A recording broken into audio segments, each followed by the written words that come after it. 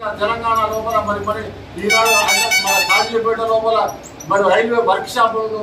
స్వయంగా మరి ప్రధానమంత్రి గారు మరి శంకుస్థాపన చేసిన విషయాన్ని అయితేనేమి, గిరిజన యూనివర్సిటీ మరి ములుగులో పెట్టిన విషయాన్ని అయితేనేమి, మరి అదేవిధంగా రామగుండం ఎరువుల కర్మాగారాన్ని మరి ఈనాడు ప్రారంభోత్సవం చేసుకునే విధంగా కూడా చేసిన విషయం అయితేనేమి, 4000 మెగావాట్ల మరి విద్యుత్తును తెలంగాణకు అంకితం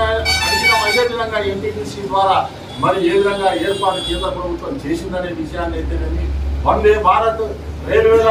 యొక్క ప్రవేశపెట్టడం అయితేనేమి, అనేక అభివృద్ధి కార్యక్రమాల వైపు ఈనాడు భారతదేశం మరి ప్రధానమంత్రి నరేంద్ర మోడీ గారి నాయకత్వంలో ముందుకు పోతున్న విషయాన్ని ఒక్కసారి పట్టభద్రులందరూ కూడా, నిరుద్యోగులందరూ కూడా ఒక్కసారి మీరు ఆలోచన చేయండి. మరి అదేవిధంగా వ్యవసాయ రంగంలోనైతేనేమి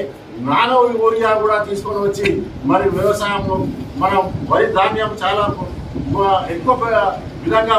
ఉత్పత్తి వచ్చే విధంగా కూడా ఏర్పాటు చేసిన విషయం అయితేనేమి, అనేక సామాజిక వర్గాలు కూడా ఈ దేశ సమాజం లోపల మంచిగా ఉండాలనే విషయాన్ని ఏ విధంగా నరేంద్ర మోడీ గారు బీజేపీ ప్రభుత్వం ఆలోచన చేస్తున్న తరిమిలా మరి ఈనాడు కాంగ్రెస్ ప్రభుత్వం గత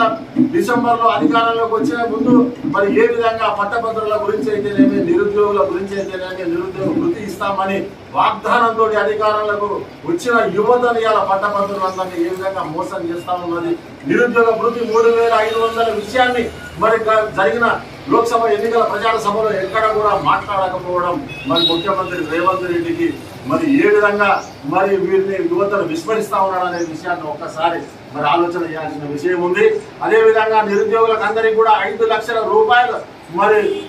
వడ్డీ లేని విధంగా మరి బ్యాంకుల యొక్క రుణాలను కూడా కల్పిస్తామని చెప్పి కూడా రాష్ట్ర ప్రభుత్వం గ్యారెంటీ ఇస్తుందనే మాట కూడా 6 గ్యారెంటీలో చెప్పిన విషయం అయితేనేమి, సోదరి మనులకు అందరికీ కూడా 2500 రూపాయలు మరి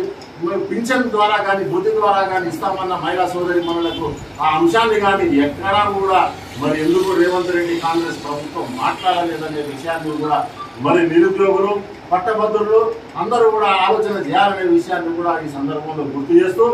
మరి విద్యార్థి దశ నుండి మన ఏటీడీపీలో పనిచేసిన కుచ్చుల ప్రేమేందర్ రెడ్డి గారికి ఈ ప్రాంత సమస్యలన్నీ కూడా తెలుసు. కాబట్టిగా వారు పోరాట పటిమతో దాదాపు 20 సంవత్సరాలుగా ప్రధాన కార్యదర్శిగా భారతీయ జనతా పార్టీ రాష్ట్ర శాఖలో పనిచేసిన అనుభవం ఉంది. కాబట్టిగా వారు ఖచ్చితంగా శాసన మండలికి ఎన్నికైన తర్వాత కేంద్ర ప్రభుత్వ